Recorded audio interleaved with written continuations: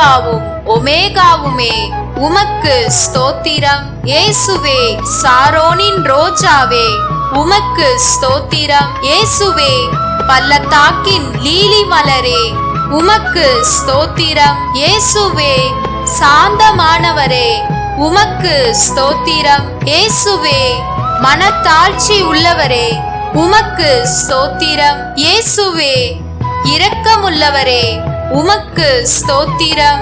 விண்ணிலிருந்து இறங்கி வந்த இயேசுவே உமக்கு ஸ்தோத்திரம். நானே மெசியா மீட்பர் என்றவரே உமக்கு ஸ்தோத்திரம்.